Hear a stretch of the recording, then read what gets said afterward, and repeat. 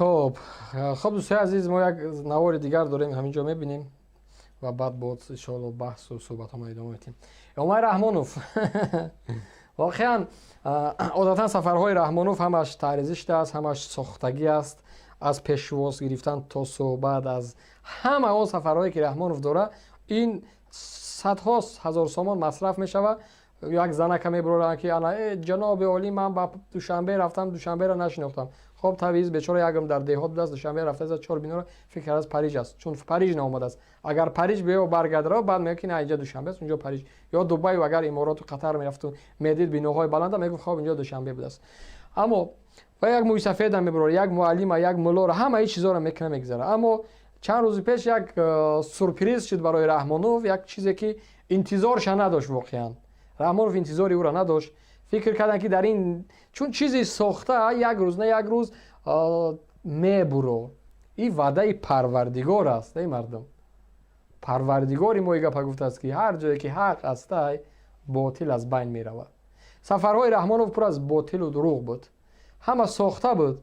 ولی از اون بخبرن که در همین زیر همین برنامه‌های یک روز میشه که همین ساخته‌کاری میبرو. یک روز میشه که ساخته‌کاری میبرو و رحمانوف شرمنده میشه پرپودت میکنه دیگه نمیدونه چی بگه گفت خودش. ولی این حالت شد. به ولایت ختلان سفر داشت، در یک جلسه میشینه با مردم صحبت میکنه و یک نوره سیرم خب در اونجا بودن شاید برای مدای خونی برده بودن بیچاره. خب بیچاره جوان دیگر برای یک چیزی عادی گفت بیا کنم یک گل بزنیم در تاریخ نمونه بنویسن مخیا بچه. عادتاً بعض نفر یک نفرایی که کوچک هستن خرد هستن یک کارایی میکنن که این کارا عملی تاریخی میشوه. واقعا در طول یک 10 سال اگر ما بگیریم هیچ باری نشده بود چون این حالت که یک نفر برویا در یک جلسه در یک نشست رحمانوف بگه که رحمانوف تو همین کارا هم ساخته‌کاری است، اما 3-10 سال پیش یک راه ساخته بودی همون راه کندگی و همش همین است همین باید ساز بکنی. یعنی این چیزا نبود عادتاً، ولی این نفری کار کرد. یک کودک است ما میبینیم نورا پلان بگذاریم.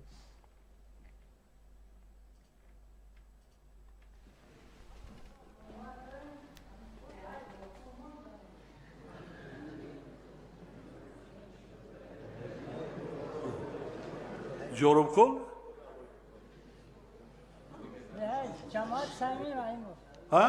جماعت صمیمی رحیم شما سال 98 رفت بودین من 4 ساله بودم پدرم مرا گرفته برده بودن بیرقی و سرخ بود هم خیلی دنیا میدودم همون راه ها حالم هم خیلی ایستادگی است با مسئله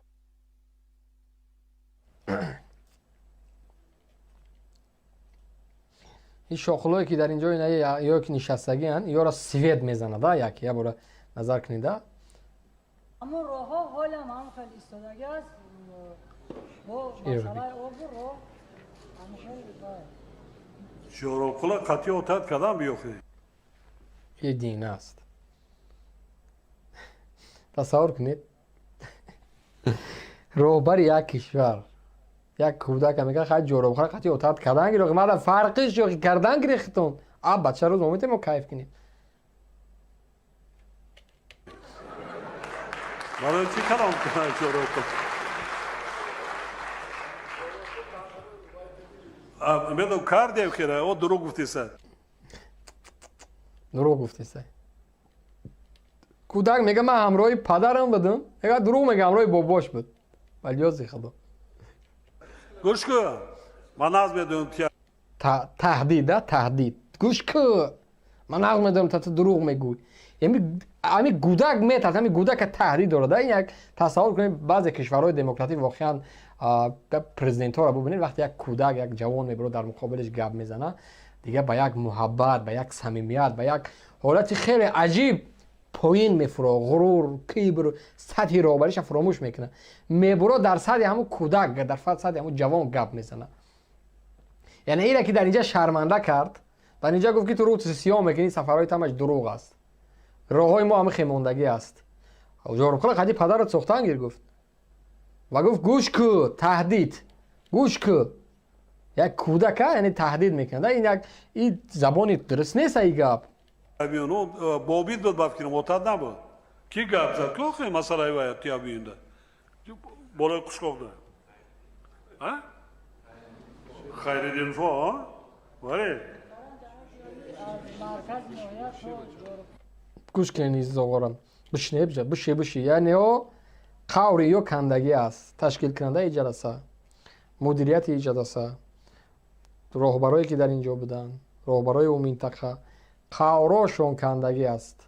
من خواهش میکنم برادرایی که از اون منطقه ها هستین یا در کامنت ها نوشته بکنین که تقدیر این جوان چی شد، کدام رئیس ناحیه را از وظیفه گرفتن، رئیس منطقه چی گپ حالش شد، تشکیل کننده ها جلسه ها شد چی گپ شد که یک اینفورماسیون درسته را اگر نوشته بکنین مردم بخونه خوب میشه. گوش کنید بشین راهش وای است وای چند کیلومتره 17 کیلومتر صدقه بشم یا بودجه دولت تاجیکستان هم اگران جاروخول در خراجات کنیم بودجه دولت هم میخواست نه چند کیلومتر اسفالت میشه نه قایل شده سعی وطن فروش کی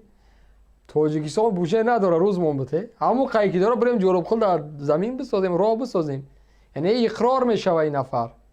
نفر اقرار میشه اگر یک کشوری که مبلغ داره خب مشکل نداره دو در یک کاج یا که فرزندم یا که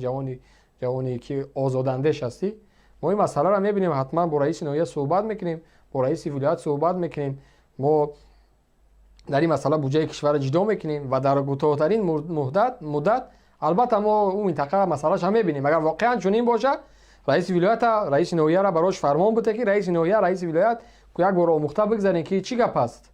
نخود در اصل 21 مردم حالا مشکلی راه داشته باشه ما باید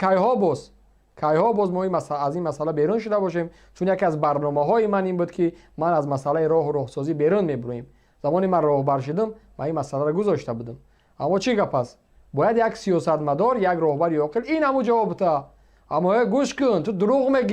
دروغ میگی ما ساختیم ما پروپوز کردم من فلان کردم این جواب دادن نیست این سطح پس بدن فهمیش و فرهنگی تو نشون میده در زمان 30 سالی راهبری تو حالا درست صحبت کردن نمیتونی در یک جلسه تهدید میکنی زورت میبیو تو چی نمو دعوای راهبری داری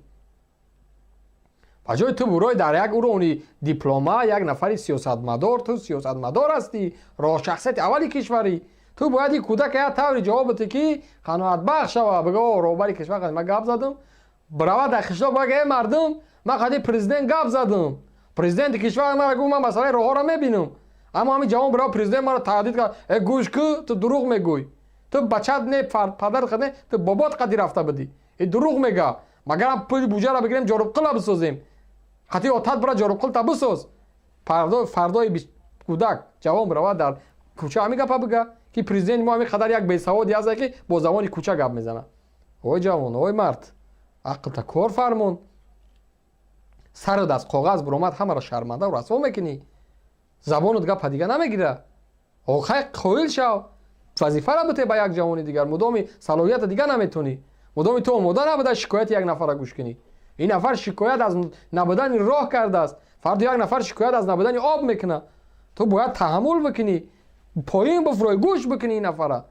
چی گپ است در یک جلسه امروز یک کودک تهدید میکنی گوش کن تو دروغ میگوی چی گپ است چی نمو جواب دادن از در سطح راهبریت از تو آینده با به همین حالش مکتب پیشوای ملت میسازن مکتب چی مکتب پیشوای ملت بود یک نمود دانشگاه یک کسب که مردم باید برای این کسب هم بیاموزن با همین فهمیش تو مکتب میسازی تو چندین کتاب